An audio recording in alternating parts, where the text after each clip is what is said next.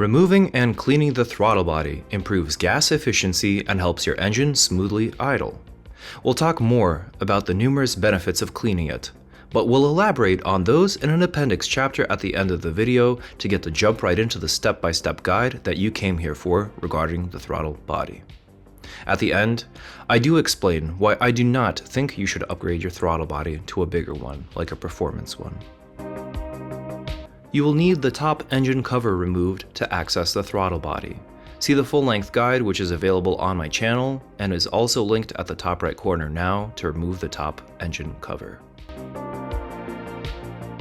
Wear something soft, have a 7mm socket. Here is the throttle body, the silver thing, and this is your air intake hose, and that's your mass airflow sensor. And we want to start by taking our 7mm socket and loosening this clamp.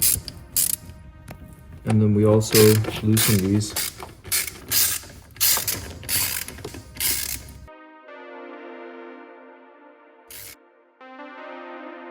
Alright, now there's a hose going here to the AOS that we'll want to unclip. So you might have alternative versions of hoses, they might look different. Basically, this is how we want to do ours. You just grab the two side plastic thingies and wiggle it out.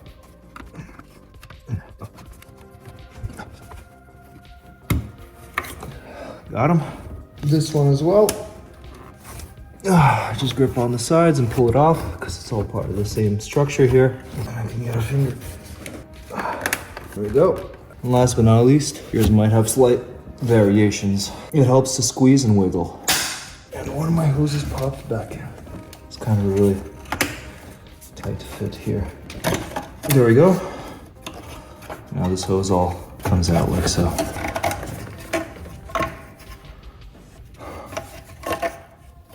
And it smells like oil, like really badly. Oh yeah, mine is soaked in oil. Because my air oil separator failed once. Okay, next there's this nut here, holding the throttle body down. And that is a 10mm. Make sure your car's cold, just to make sure I don't lose it. I'm going to finish it off by hand. It's a really tight fit for the fingers. I don't bend that way. And it comes off. Alright, now we're going to slide off these two tubes. And these come off quite easily.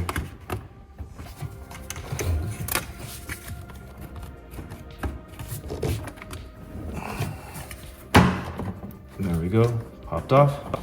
And it came off.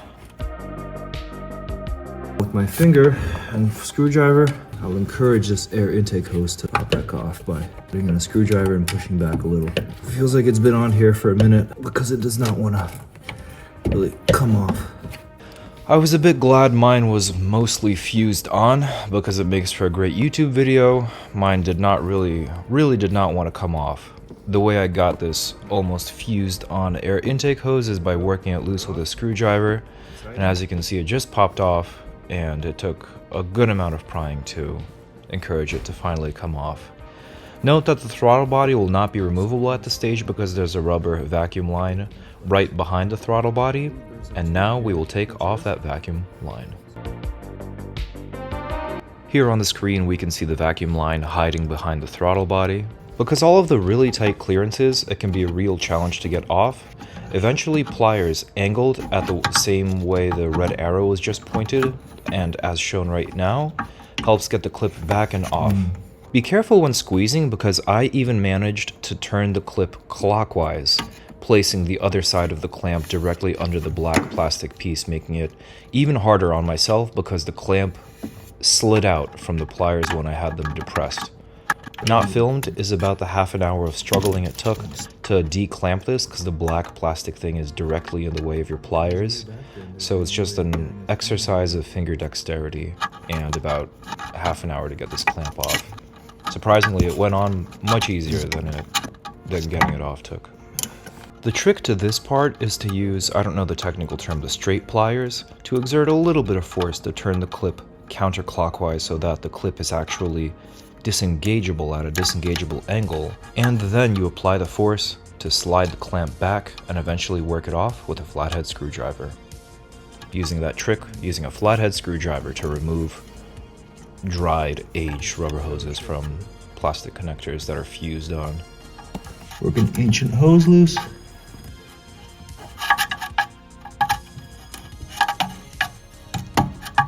That way it comes off.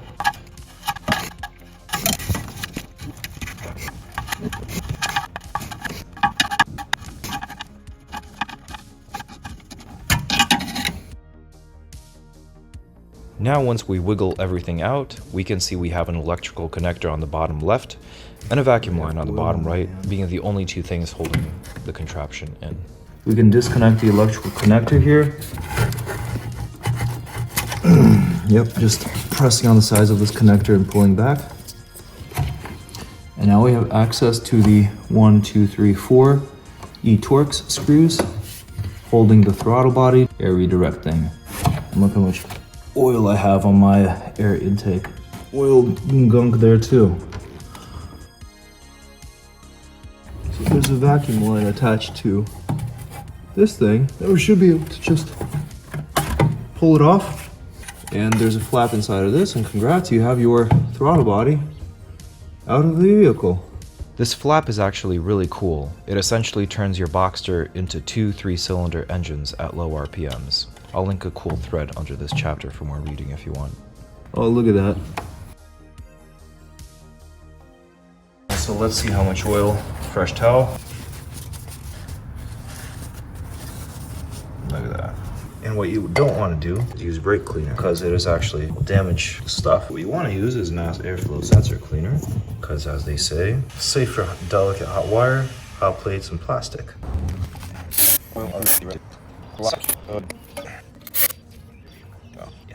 Oily stuff.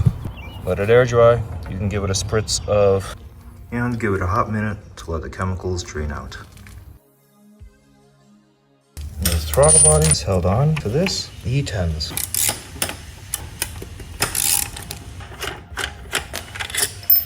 Like that. It pops right off. I see all this oil and stuff inside. And a separator inside as well, coated in oil. First of all, we can just wipe it down. There's all this residue here that could use our attention, but otherwise it's not horrible. Cleaning the throttle body with throttle body cleaner essentially melts all that dirt and grime off, especially if you scrub it with a toothbrush.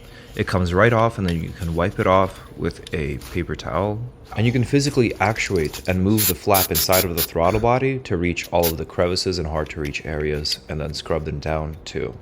And we continue until all of that black grime and all of the grime is off, and the throttle body is once again shiny, reflective, and spotless, and pleasing to look at. Before on this side, and after. Before, after. While we're at it, we can take some high power brake cleaner, and without touching any plastics or the inside of the throttle body, simply cleaning the outside. Satisfying. This is all covered in oil, and there's a flap inside as well. So we use the mass airflow sensor cleaner, safe on plastics and such. Enjoy the brownish, oily goop that comes out. So flap in there that turns your Boxster essentially into a 3-cylinder car on each side for low and torque efficiency. With both parts clean, let's reinstall them. I see there was some Loctite on the old bolts, so we're going to put Loctite blue again. So the way this goes back on is with this on its back, with the 2 tubes and the big vacuum thingy visible. You're supposed to see the connector here.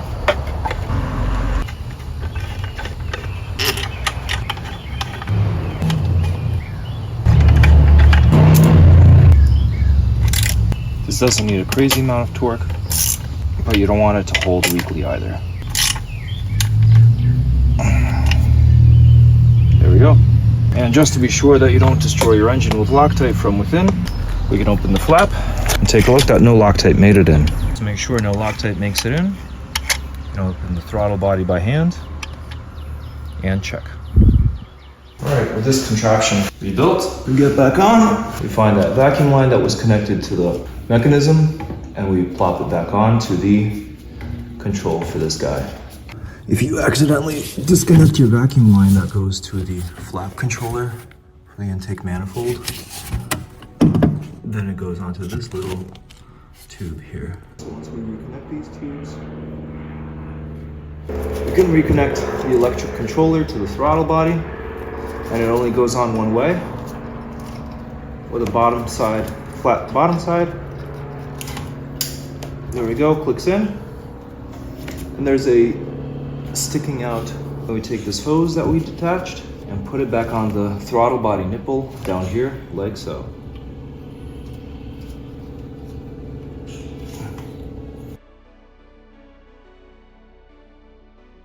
So we get pliers back on this. We wiggle this connector back on, and boom, release, and this tube is back on. Getting it off was a lot harder. Now, with the electrical connector and everything in place, there's a little bolt sticking out here. It's blocked a little bit by my shift cable, but I'm going to want to, now it's a little hard to see, but all I'm doing is inserting the throttle body plastic thing onto this bolt here. The shift cable is a little in the way, but not horribly. And getting the air intake hose back onto the throttle body. It's a little bit challenging because it's a bit of a, yeah, getting the hose back on is a little tough because there's some moving components here. You can pull the hose up a bit. Try and push the hose on. What eventually worked is a dab of silicone lubricant on my finger. I lubricated the perimeter of the hose from the inside as well as the outside of the throttle body just a little bit, and then the hose ended up miraculously slipping onto the throttle body. Basically, you have to use lubricant and finesse it, and luckily / magically, it eventually just pops back on. And anyways, you want to wrestle with it for a while until you get the intake hose back on. Might be a little challenging with the angles.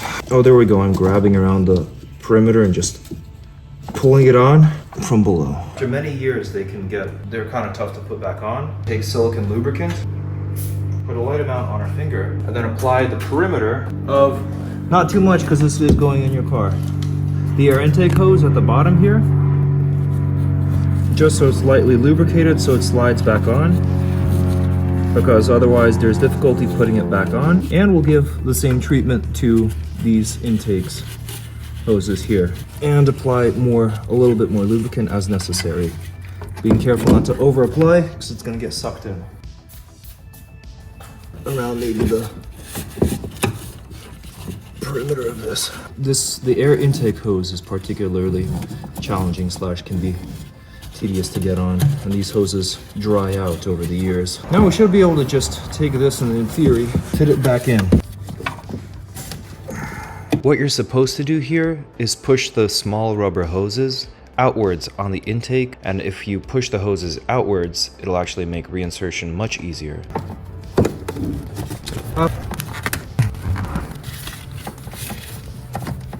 At this point, without me even noticing, the air intake hose just plopped back on. In the rest of the video, I'm just going to mess with the clamp because it gets caught on the little rubber nubs.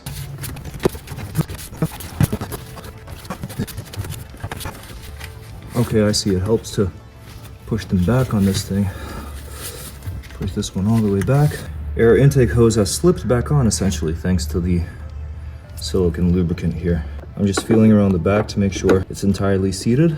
Because what you want to look out for is the air intake hose being finicky, and you want to make absolute sure it's obviously seated. And insert. Right side of intake manifold seated, and air intake hose seated too. So now we just take our hose thingy here and carefully slip it over, loosen it here, and slip it over so we can tighten it here.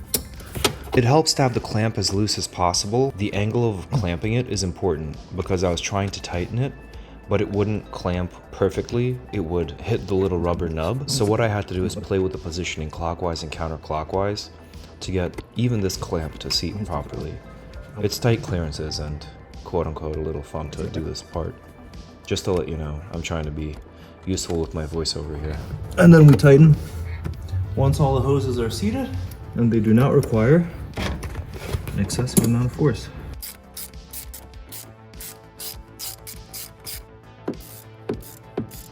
So we just want to make sure from this side, from the right side rear, that the metal clamp is seated properly on the right, on the topmost clamp thing.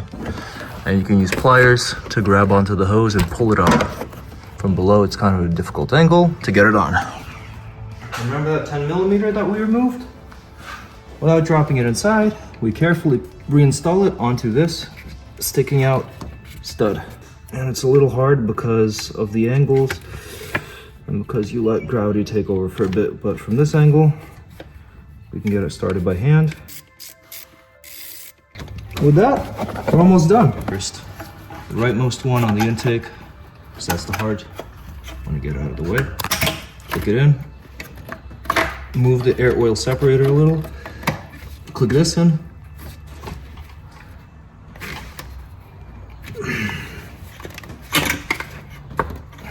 Last but not least, bend this one over and click this back into place. All right, just to check. There we go. I did not force it.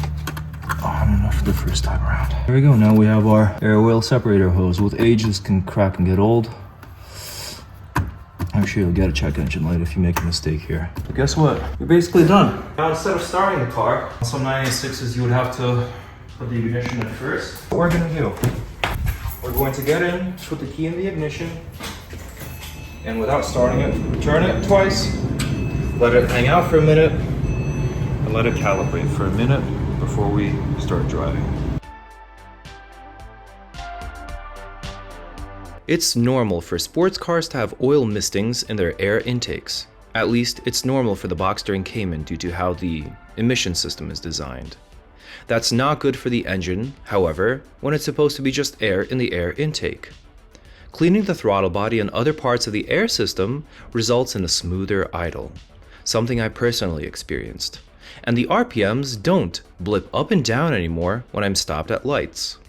The RPMs blipping up and down was a good indicator that it was time to clean the throttle body and air system. It's particularly important to do this cleaning if you replaced your air oil separator, or more correctly, had an air oil separator failure, because that causes massive amounts of oil to be dumped into your air intake, crazy smoke from the exhaust as the engine is burning a ton of oil, and is in general not a good time, and coats all of the air intake in oil. So it has to be cleaned. Oil from my air oil separator.